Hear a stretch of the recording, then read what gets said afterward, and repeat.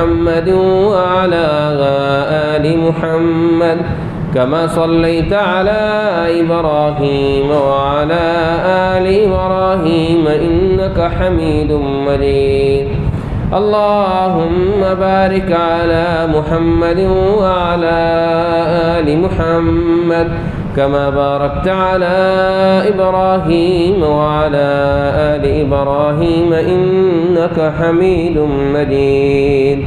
رب يسر ولا تعسر وتمم بالخير رب اشرح لي صدري ويسر لي أمري واحلل عقدة من لساني يفقهوا قولي۔ ہر قسم کی حمد و ثنا، بڑائی کبریائی اللہ وحدہ لا شریک کی ذات کے لیے، جو اس کائنات کا خالق و مالک، رازق، مشکل کشا، حاجت روا ہے۔ اس پوری کائنات کو بنانے والا بھی اللہ ہے، اس نظام کائنات کو چلانے والا بھی اللہ ہے۔ نظام کائنات کو بنانے میں نہ کوئی اللہ کا شریک ہے، نہ اس کائنات کے نظام کو چلانے میں کوئی اللہ کا شریک ہے۔ وہ ذات میں بھی اکیلا، صفات میں بھی اکیلا، اور اختیارات میں بھی اکیلا ہے۔ ان گنت لاتعداد بے شمار درود و سلام امام الانبیاء جناب محمد الرسول اللہ صلی اللہ علیہ وسلم کی ذات کے لیے، جو اس پوری کائنات کے لیے رحمت للعالمین بن کر آئے، اور کروڑوں رحمتیں نازل ہوں صحابہ کرام رضوان اللہ علیہم اجمعین پر، جنہوں نے اس دین محمدی کو جناب محمد رسول اللہ صلی اللہ علیہ وسلم سے براہ راست سیکھا، اور ایسے اعمال صالحہ کیے کہ وہ اللہ سے راضی ہو گئے اور اللہ ان سے راضی ہو گئے، رضی اللہ عنہم ورضوا عنہ۔ محترم سامعین کرام، دوستو، بزرگوں، اللہ رب العالمین نے اس دنیا کے اندر جتنے بھی لوگ پیدا فرمائے ہیں، ان میں سب سے زیادہ فضیلت والے لوگ وہ انبیاء کی جماعت ہے، جو سیدنا آدم علیہ السلام سے لے کر محمد الرسول اللہ صلی اللہ علیہ وسلم پر ختم ہوتی ہے۔ ان کے بعد صحابہ کرام رضوان اللہ علیہم اجمعین کی جو جماعت ہے، وہ سب سے افضل اور اعلیٰ ہے۔ جیسا کہ سیدنا ابن مسعود رضی اللہ تعالیٰ عنہ فرماتے ہیں کہ اللہ تبارک و تعالیٰ نے پوری دنیا کے تمام انسانوں کے دلوں کو ٹٹولا تو سب سے زیادہ پاکیزہ دل رسول اللہ صلی اللہ علیہ وسلم کا پایا، اور اللہ نے آپ کو ساری کائنات کے لوگوں میں افضل اور اعلیٰ بنا دیا۔ ان کے بعد جب اللہ رب العالمین نے انسانوں میں سے دیکھا تو سب سے بڑھ کر انبیاء کی جماعت کے بعد صحابہ کرام رضوان اللہ علیہم اجمعین کے دلوں کو پایا، اور ان کو اپنے پیارے نبی کا پیارا صحابی بنا دیا۔ صحابی ہونا یہ بہت بڑے شرف کی بات ہے۔ یاد رکھیں کہ یہ وہ لوگ ہیں، یہ وہ جماعت ہے جو اللہ رب العالمین کا قرآن رسول اللہ صلی اللہ علیہ وسلم پہ نازل ہوا، اور آپ نے اس کی وضاحت اور تفسیر اور تشریح میں جتنی بھی احادیث بیان فرمائی ہیں، یعنی پورے کا پورا دین ہم تک پہنچا ہے صحابہ کرام رضوان اللہ علیہم اجمعین کے راستے سے۔ اگر ہم ان کو بیچ میں سے نکال دیں تو دین کا کچھ بھی باقی نہیں رہتا، نہ یہ قرآن باقی رہتا ہے، نہ یہ حدیث باقی رہتی ہے۔ اس لیے ضروری ہے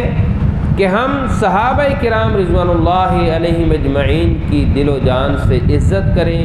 ان کا احترام کریں، اور جو مقام و مرتبہ اللہ نے اپنے قرآن میں محمد الرسول اللہ صلی اللہ علیہ وسلم نے اپنے فرمان میں بیان فرمایا ہے، اس کے مطابق ہی ان کے بارے میں عقیدہ اور نظریہ اختیار کریں، نہ ان کی محبت میں اس قدر زیادہ غلو کریں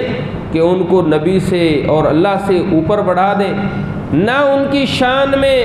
وہ تنقیص کریں جس سے صحابہ کرام رضوان اللہ علیہ اجمعین کی شان پہ حرف آتا ہو۔ ہم ادنا سے ادنا درجے کے صحابی کو بھی اللہ رب العالمین نے جو قرآن مجید میں ان کے بارے میں رضامندی کا اعلان فرمایا ہے، رضی اللہ عنہم ورضوا عنہ، تو ہم تمام صحابہ کو ہم سمجھتے ہیں اللہ ان سے راضی ہو گیا اور وہ اللہ سے راضی ہو کر اس دنیا سے گئے، رضی اللہ عنہم ورضوا عنہ۔ صحابہ کرام رضوان اللہ علیہم اجمعین میں سے ہی مقام و مرتبہ کے لحاظ سے ہر کسی کے اپنے مراتب ہیں۔ خلفائے راشدین کا اپنا مرتبہ ہے، ازواج امہات المؤمنین کا اپنا مرتبہ ہے، اہل بیت کا اپنا مرتبہ ہے۔ بعض لوگ اہل بیت کی محبت اور ان کی شان اور فضیلت کو بیان کرنے میں لوگوں کو یہ تأثر دیتے ہیں کہ شاید ان کو اہل بیت سے محبت نہیں ہے، اور یہ ایک دھوکہ ہے، اس میں کوئی شک کی بات نہیں ہے کہ رسول اللہ صلی اللہ علیہ وسلم سے جو محبت کرنے والا ہے وہ ضرور آپ کے اہل بیت سے بھی محبت کرتا ہے۔ کیوں کہ کوئی آدمی اگر کسی سے محبت کرے لیکن اس کے گھر والوں سے نفرت کرے تو وہ کبھی بھی اس کی محبت کو اپنے دل میں نہیں وہ بٹھا سکتا، یا جس سے محبت کرنے والا ہے اس کے دل میں اس کی کبھی بھی عزت نہیں ہوگی کہ تم مجھے تو اچھا سمجھتے ہو لیکن میرے گھر والوں کو گالیاں دیتے ہو یا برا بھلا کہتے ہو، کبھی بھی اس کے دل میں اس کی عزت نہیں بنے گی۔ اہل بیت کے حوالے سے قرآن و احادیث میں جو ہمیں باتیں ملتی ہیں میں ان کو بیان کروں گا کہ اہل بیت سے مراد کون لوگ ہیں، اور اہل بیت کی محبت کا حکم بھی ہمیں دیا گیا ہے۔ قرآن مجید میں سورہ آل عمران کی آیت نمبر 61 میں اللہ تبارک و تعالیٰ فرماتے ہیں فَقُلْ تَعَالَوْا نَدْعُ أَبْنَاءَنَا وَأَبْنَاءَكُمْ وَنِسَاءَنَا وَنِسَاءَكُمْ وَأَنفُسَنَا وَأَنفُسَكُمْ ثُمَّ نَبْتَهِلْ فَنَجْعَلْ لَعْنَةَ اللَّهِ عَلَى الْكَاذِبِينَ۔ اس قرآن مجید کی آیت کا ترجمہ یہ ہے کہ پس اے نبی ان سے کہہ دو کہ تم بلاؤ اپنے بیٹوں کو بھی، ہم بھی اپنے بیٹوں کو بلاتے ہیں، تم بھی اپنے بیٹوں کو بلاؤ، ہم اپنی عورتوں کو بلاتے ہیں، تم اپنی عورتوں کو بلاؤ، ہم خود بھی آتے ہیں، تم بھی آؤ، ثم نبتہل، پھر ہم مباہلہ کرتے ہیں۔ مباہلے کا معنی یہ ہوتا ہے کہ جب دلائل کی بات ختم ہو جائے، دلائل سے ایک دوسرے کو سچا یا جھوٹا ثابت کیا جانا ممکن نہ ہو، تو ایک طریقہ مباہلہ بھی تھا جس میں سے دونوں فریق ایک دوسرے پر بد دعا کرتے تھے، اور پھر جو جھوٹا ہوتا تھا وہ اللہ تعالیٰ کے عذاب کا شکار ہو جاتا تھا۔ تو نجران کے عیسائیوں نے رسول اللہ صلی اللہ علیہ وسلم سے کہا کہ اگر آپ اپنے آپ کو سچا نبی سمجھتے ہیں تو آپ ہم سے مباہلہ کر لیں۔ تو اللہ کے نبی صلی اللہ علیہ وسلم نے فرمایا کہ ہم مباہلہ کرنے کے لیے تیار ہیں۔ سیدنا سعد بن ابی وقاص رضی اللہ تعالیٰ عنہ فرماتے ہیں کہ رسول اللہ صلی اللہ علیہ وسلم نے سیدنا علی رضی اللہ تعالیٰ عنہ کو بلایا، سیدہ فاطمہ رضی اللہ تعالیٰ عنہ کو بلایا، سیدنا حسن و حسین کو بلایا اور کہا کہ چلو ہم مباہلہ کرنے کے لیے تیار ہیں، تم بھی بد دعا کرو، ہم بھی بد دعا کرتے ہیں، تو پھر جو جھوٹا ہوگا پتہ چل جائے گا۔ اللہ اکبر۔ جب یہ بات رسول اللہ صلی اللہ علیہ وسلم نے کہی تو نجران کے جو عیسائی تھے وہ پریشان ہو گئے۔ انہوں نے کہا آپس میں مشورہ کرتے ہیں، ایسے ہمیں مباہلہ نہیں کرنا چاہیے، اور سائڈ پر ہو گئے۔ انہوں نے آپس میں مشورہ یہ کیا کہ بھائی اگر ہم مباہلہ کریں اور اگر یہ اللہ کے سچے نبی ہوئے تو ہم تو برباد ہو جائیں گے، ہم تو تباہ ہو جائیں گے، ہمارا کچھ بھی باقی نہیں رہے گا۔ تو یہ عقل مندی کا تقاضا یہ ہے کہ ان سے کسی طریقے سے صلح کر کے یہاں سے جان چھڑوائی جائے، اور پھر انہوں نے اللہ کے رسول صلی اللہ علیہ وسلم سے صلح کی اور وہاں سے چلے گئے۔ یہ ایک واقعہ ہے، یہاں سے پتہ یہ چلتا ہے کہ سیدنا علی رضی اللہ تعالی عنہ جو کہ خلیفہ راشد بھی تھے، چوتھے خلیفہ بھی تھے، رسول اللہ صلی اللہ علیہ وسلم کے داماد بھی تھے، سیدہ فاطمہ رضی اللہ تعالی عنہا کے خامد بھی تھے، سیدنا حسن و حسین رضی اللہ تعالیٰ عنہ کے والد تھے۔ اللہ کے نبی صلی اللہ علیہ وسلم نے ان لوگوں کو اپنے اہل بیت میں سے شمار کیا، اور اللہ کے رسول صلی اللہ علیہ وسلم ان کو لے کر کے میدان مباہلہ میں نکل آئے۔ یہاں سے پتہ چلتا ہے کہ اہل بیت میں جو شامل ہیں ان میں سے سیدنا علی رضی اللہ تعالیٰ عنہ بھی ہیں، سیدہ فاطمہ رضی اللہ تعالیٰ عنہ بھی ہیں، سیدنا حسن و حسین رضی اللہ تعالیٰ عنہ بھی ہیں، یہ آپ کے اہل بیت میں سے ہیں۔ اسی طرح جو ہے اللہ کے رسول صلی اللہ علیہ وسلم کی احادیث میں بھی جو چیزیں ہمیں ملتی ہیں ان میں سے ایک بہت بڑی بات جس پر شاید ہی ہم کبھی غور کرتے ہوں کہ ہم اپنی ہر نماز کے اندر، ہر تشہد کے اندر درود پاک پڑھتے ہیں، اللہم صلی علی محمد وعلی آل محمد، کہ اے اللہ جو ہے رحمتوں کا نزول فرما محمد کریم صلی اللہ علیہ وسلم پر اور آپ کی آل پر۔ آپ کی آل میں سے جو ہے وہ آل جعفر ہیں، آل جو ہے وہ عقیل ہیں، اور رسول اللہ صلی اللہ علیہ وسلم کے پیارے صحابی سیدنا علی رضی اللہ تعالیٰ عنہ اور ان کی آل اولاد ہیں۔ تو یہاں سے پتہ یہ چلتا ہے کہ ہم دن رات کروڑوں اربوں درود و سلام پیش کر رہے ہیں اور اللہ کی رحمتوں کا نزول ہو رہا ہے اہل بیت پر۔ یہاں سے پتہ یہ چلتا ہے کہ اہل بیت سے، آل رسول سے محبت کرنا یہ جزو ایمان ہے۔ ان سے محبت کرنے والا مومن ہے اور ان سے بغض و عداوت رکھنے والا مومن نہیں ہو سکتا، اس کے ایمان میں بھی شک ہے۔ اسی طرح سیدنا علی المرتضیٰ رضی اللہ تعالی عنہ اللہ کے رسول صلی اللہ علیہ وسلم کے یہ پیارے صحابی ہے۔ یاد رکھیں ان کے بارے میں صحیح عقیدہ اور نظریہ یہی ہے کہ وہ چوتھے خلیفہ تھے۔ اللہ کے رسول صلی اللہ علیہ وسلم کے پیارے صحابی سیدنا ابو بکر صدیق رضی اللہ تعالیٰ عنہ پہلے خلیفہ، سیدنا عمر بن خطاب رضی اللہ تعالیٰ عنہ دوسرے خلیفہ، سیدنا عثمان رضی اللہ تعالیٰ عنہ تیسرے خلیفہ، اور سیدنا علی رضی اللہ تعالیٰ عنہ چوتھے خلیفہ تھے۔ یہ خلفائے راشدین ہیں جن کے بارے میں رسول اللہ صلی اللہ علیہ وسلم نے فرمایا علیکم بسنتی وسنت الخلفاء الراشدین، تمہارے لیے میری سنت کو، میرے طریقے کو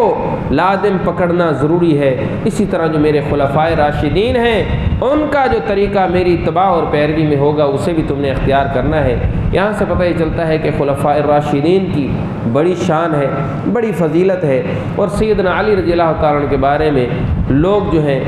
دو حصوں میں تقسیم ہیں۔ کچھ لوگ ایسے ہیں جو حضرت علی رضی اللہ تعالیٰ عنہ کی شان میں اس قدر زیادہ غلو کرتے ہیں کہ وہ ان کو نبی سے بھی بڑھا دیتے ہیں، اور بعض اوقات ان کی شان اتنی بیان کرتے ہیں کہ وہ اللہ سے بھی بڑھ جاتے ہیں۔ نعوذ باللہ من ذالک۔ ہم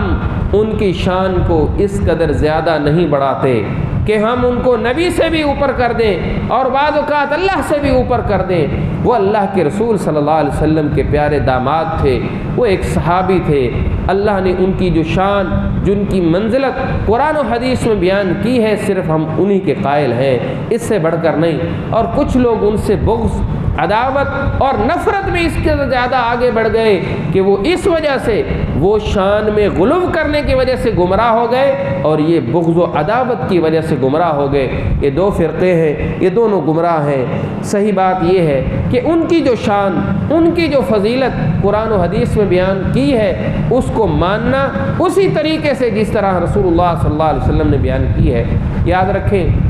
امام احمد بن حنبل رحمۃ اللہ علیہ بیان فرماتے ہیں ما جاء لأحد من اصحاب رسول اللہ صلی اللہ علیہ وسلم من الفضائل ما جاء لعلی بن ابی طالب، کہ جو فضائل و مناقب اللہ کے نبی صلی اللہ علیہ وسلم نے سیدنا علی رضی اللہ تعالیٰ عنہ کے بیان کیے ہیں وہ شاید کہ کسی اور صحابی کے بیان کیے ہوں، یعنی وہ بڑی شان والے، بڑی فضیلت والے، بڑے مرتبے والے ہیں۔ لیکن اس کا قطعی طور پر یہ مطلب نہیں ہے کہ وہ سب صحابہ سے افضل اور اعلیٰ ہیں۔ ترتیب وہی ہے جو رسول اللہ صلی اللہ علیہ وسلم کے تمام صحابہ جس پر متفق ہوئے، پہلے خلیفہ راشد سیدنا ابو بکر صدیق، اس کے بعد سیدنا عمر بن خطاب، اس کے بعد سیدنا عثمان، ان کے بعد سیدنا علی رضی اللہ تعالیٰ عنہ کا درجہ و مقام آتا ہے۔ اسی طرح سیدنا علی رضی اللہ تعالیٰ عنہ کی شان اور فضیلت اس سے بڑھ کر اور کیا ہو سکتی ہے کہ اول من اسلم، سب سے پہلے اسلام قبول کرنے والوں میں سے سیدنا علی رضی اللہ تعالیٰ عنہ سب سے پہلے۔ اس میں مختلف روایات ہیں، بعض نے کہا ابو بکر صدیق رضی اللہ تعالیٰ عنہ، بعض نے کہا سیدہ خدیجہ رضی اللہ تعالیٰ عنہ، بعض نے کہا زید بن حارث، بعض نے کہا سیدنا بلال۔ اس کی تقسیم علماء نے یہ کی کہ مردوں میں، آزاد مردوں میں سے سیدنا ابو بکر صدیق رضی اللہ تعالیٰ عنہ سب سے پہلے مسلمان ہوئے، عورتوں میں سے سیدہ خدیجہ رضی اللہ تعالیٰ عنہ مسلمان ہوئی، بچوں میں سے سیدنا علی رضی اللہ تعالیٰ عنہ مسلمان ہوئے، غلاموں میں سے سیدنا زید بن حارثہ رضی اللہ تعالیٰ عنہ۔ تو یہ ایک ترتیب ہے، یہاں سے پتہ یہ چلتا ہے کہ وہ السابقون الاولون میں سے ہیں، یعنی جنہوں نے سب سے پہلے اسلام قبول کرنے میں سبقت کی۔ بڑی شان ہے، بڑی فضیلت ہے، بڑا مرتبہ ہے۔ ایک بار غزوہ تبوک کے موقع پر رسول اللہ صلی اللہ علیہ وسلم جب جانے لگے تو پیچھے سیدنا علی رضی اللہ تعالی عنہ کو جو ہے وہ اپنا پیچھے لوگوں کی حفاظت کے لیے چھوڑ کر جانے لگے، تو سیدنا علی رضی اللہ تعالیٰ عنہ کہتے ہیں کہ اللہ کے نبی، آپ مجھے بچوں اور عورتوں میں اس اہم موقع پر چھوڑ کر جا رہے ہیں؟ آپ صلی اللہ علیہ وسلم نے فرمایا، اما ترضا ان تکون منی بمنزلۃ ہارون من موسیٰ، کیا اے علی تم اس بات پہ راضی نہیں کہ تم میرے بعد یہاں پر اس مرتبے میں ہو جاؤ کہ جس مرتبے میں سیدنا موسیٰ علیہ السلام جب تورات لینے کے لیے گئے تو پیچھے حضرت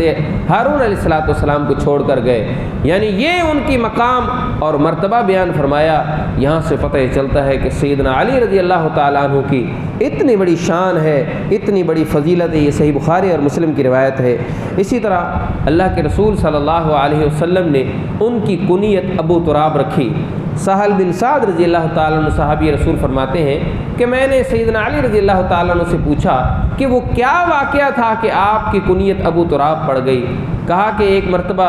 میری حضرت فاطمہ سے کچھ نچاکی ہوئی، اللہ کے نبی حضرت فاطمہ رضی اللہ تعالیٰ عنہ کے پاس تشریف لائے، پوچھا کہ علی کہاں ہے؟ کہا کہ علی جو ہیں وہ مجھ سے کسی بات پہ ناراض ہوئے اور یہاں سے چلے گئے ہیں۔ آپ نے پتہ کروایا تو پتہ چلا کہ فلاں جگہ پہ آپ زمین پہ لیٹے ہوئے ہیں، چادر سرکی ہوئی ہے اور مٹی جو ہے وہ آپ کے جسم پر لگی ہوئی ہے۔ آپ صلی اللہ علیہ وسلم کہتے ہیں، قم یا ابا التراب، اے مٹی والے کھڑے ہو جاؤ، قم یا ابا التراب، اے مٹی والے کھڑے ہو جاؤ، یعنی مٹی کے نشان کی وجہ سے ان کو ابو التراب کہا، جس پر اس کے بعد سیدنا علی رضی اللہ تعالی عنہ نے اسی کنیت کو اختیار کیا۔ فرمایا مجھے سب سے زیادہ یہ بات پسند ہے کہ مجھے ابو التراب کے نام سے پکارا جائے، یعنی اللہ کے نبی صلی اللہ علیہ وسلم سے اتنی محبت تھی۔ اور آپ کی شان عظمت کا اندازہ اس بات سے بھی ہوتا ہے کہ غزوہ خیبر کے موقع پر جب قلعہ فتح نہیں ہو رہا تھا، اللہ کے رسول صلی اللہ علیہ وسلم نے فرمایا، کل میں ایک ایسے شخص کو جھنڈا دوں گا کہ اللہ اور اس کے رسول صلی اللہ علیہ وسلم اس سے محبت کرتے ہیں اور وہ اللہ اور اس کے رسول صلی اللہ علیہ وسلم سے محبت کرتا ہے۔ صحابہ کرام رضوان اللہ علیہم اجمعین بیان فرماتے ہیں کہ ہم ساری رات غور و خوض کرتے رہے کہ وہ خوش نصیب کون ہے۔ کسی نے کہا کہ شاید یہ وہ لوگ ہوں گے جنہوں نے سب سے پہلے اسلام قبول کیا، اور کچھ نے کہا کہ شاید یہ وہ لوگ ہوں گے جنہوں نے کبھی شرک سے اپنے جسم کو آلودہ نہیں کیا ہوگا۔ مختلف ہم ساری رات چہ بگویاں کرتے رہے اور ہر ایک کی تمنا اور خواہش یہ تھی کہ کاش کہ مجھے وہ جھنڈا ملے، کیونکہ اللہ کے نبی نے خود کہہ دیا ہے کہ اللہ اور اس کا رسول اس سے محبت کرتا ہے۔ وہ کتنا خوش نصیب ہوگا۔ جب صبح ہوئی تو آپ نے فرمایا، این علی، سیدنا علی رضی اللہ عنہ نے پوچھا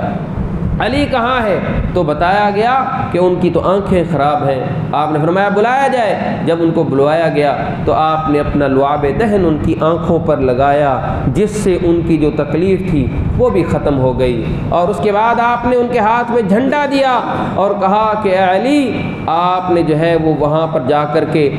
قتال کرنا ہے، لیکن سب سے پہلے جا کر کے لوگوں کو دین کی دعوت دینی ہے، اسلام کی تبلیغ کرنی ہے۔ اگر اللہ کی قسم ایک شخص بھی آپ کی دعوت پر مسلمان ہو جاتا ہے، اسلام کو قبول کر لیتا ہے، تو وہ آپ کے لیے سرخ اونٹوں سے بہتر ہے۔ یہاں سے پتہ یہ چلتا ہے کہ سیدنا علی رضی اللہ تعالیٰ عنہ کی بڑی فضیلت، بڑی شان ہے کہ آپ نے خود اپنی زبان اقدس سے یہ ارشاد فرمایا کہ اللہ اور اس کا رسول سے محبت کرتے ہیں، اور اسی کے ہاتھ پر اللہ فتح نصیب فرمائے گا۔ اور پھر اللہ نے خیبر کو جو ہے خیبر کی فتح نصیب فرمائی سیدنا علی رضی اللہ تعالیٰ عنہ کے ہاتھوں۔ یہاں سے بھی حضرت علی رضی اللہ تعالیٰ عنہ کی فضیلت اور شان کا پتہ چلتا ہے، لیکن یہ ساری باتیں اپنی جگہ پہ ہیں۔ کچھ باتیں غور کرنے کی یہ ہیں کہ اہل بیت کے جتنے بھی فضائل ہیں، سیدنا علی المرتضیٰ رضی اللہ تعالیٰ عنہ کی جتنی بھی شان ہے، یہ اپنی جگہ پر ہے، لیکن اس کا قطعی طور پر یہ مطلب نہیں ہے کہ آپ اہل بیت میں سے صرف ان 5 لوگوں کو شامل کر کے جو اہل بیت میں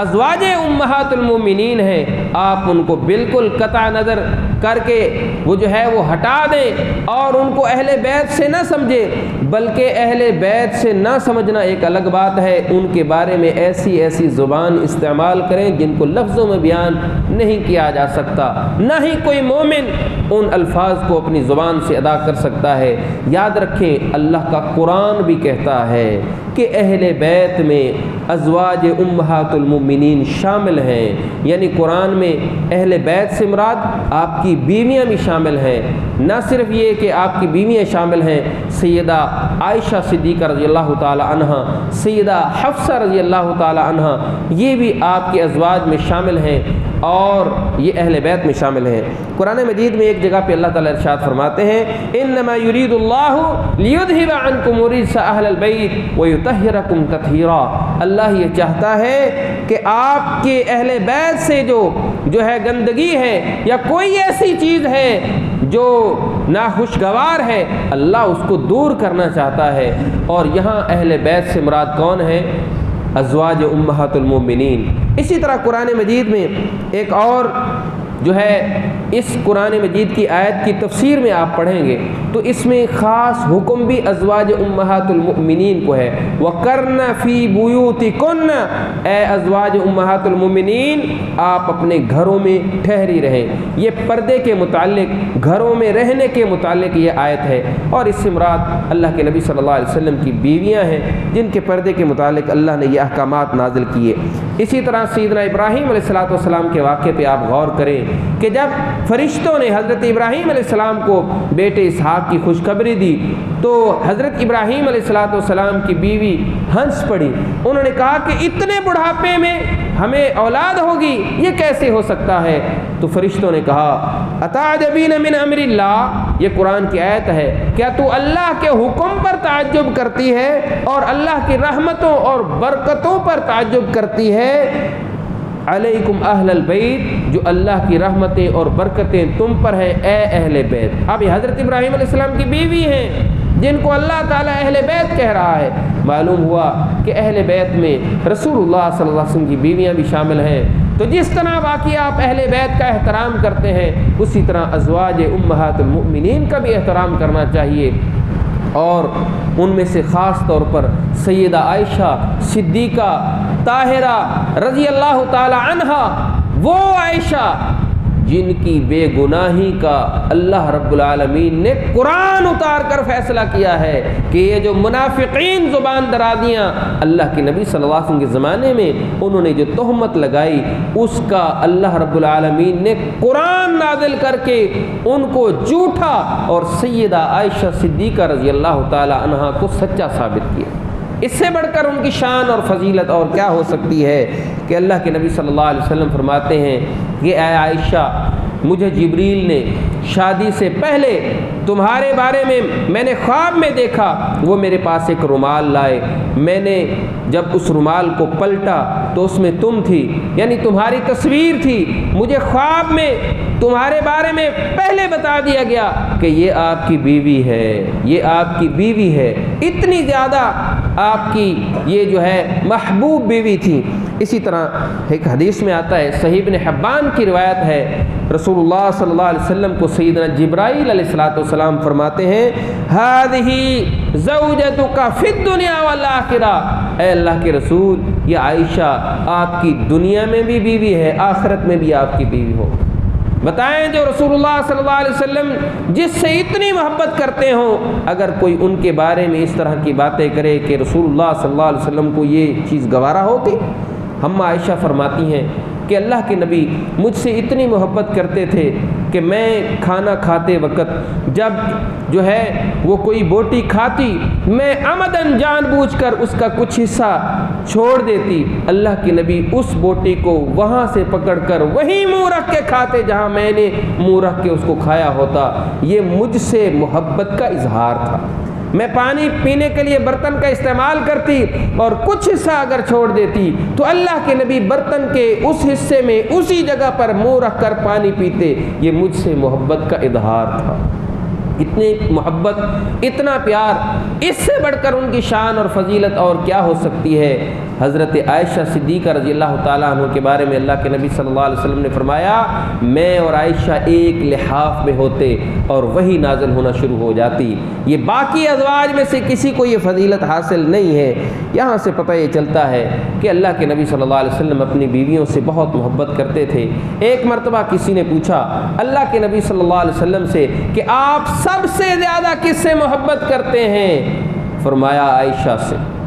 یہ صحابی رسول صلی اللہ علیہ وسلم نے سوال کیا، کہا میں نے عورتوں کے بارے میں بات نہیں کی، میں مردوں کے بارے میں پوچھ رہا ہوں۔ فرمایا عائشہ کے باپ سے۔ اللہ اکبر۔ دوسری مرتبہ بھی سیدہ عائشہ صدیقہ رضی اللہ تعالیٰ عنہ کا حوالہ دینے سے مراد یہ ہے کہ حضرت عائشہ صدیقہ رضی اللہ تعالیٰ عنہ اللہ کے نبی صلی اللہ علیہ وسلم کی بڑی پیاری بیوی تھی۔ اس لیے ہمیں تمام صحابہ کرام رضوان اللہ علیہم اجمعین کا اسی طرح احترام کرنا چاہیے جس طرح اللہ نے قرآن میں محمد کریم صلی اللہ علیہ وسلم نے اپنے فرمان میں ہمیں سکھایا۔ ہم ان کے مقام و مرتبہ کو اتنا زیادہ ان کی شان کو بلند نہیں کرتے کہ صحابہ کو نبیوں سے بھی آگے بڑھا دیں، اور ہم ان کی شان کو گھٹانے کو بالکل ناجائز سمجھتے ہیں۔ شان کے اندر غلو کرنا یعنی کسی کی شان کو بڑھا دینا یا کسی کی شان کو کم کر دینا، یہ غلو ہے۔ اور اللہ کے نبی صلی اللہ علیہ وسلم نے فرمایا تم سے پہلے جتنی بھی امتیں تھیں وہ غلو کی وجہ سے ہلاک ہوئیں، جس طرح لوگوں نے سیدنا عیسیٰ علیہ السلام کو اللہ کا بیٹا بنا دیا، یہ بھی ان کی محبت اور شان میں غلو کی وجہ سے ہوا۔ اللہ رب العالمین سے دعا ہے کہ جو سنا ہے سمجھا ہے اللہ ہمیں عمل کی توفیق عطا فرمائے، اور اللہ رب العالمین ہمیں صحابہ کرام رضوان اللہ علیہم اجمعین کی شان، عزت، احترام جو رسول اللہ صلی اللہ علیہ وسلم نے بیان فرمایا ہے اس کو اسی کے مطابق جو ہے ان سے پیار اور محبت کرنے کی توفیق عطا فرمائے۔ وآخر دعوانا الحمدللہ۔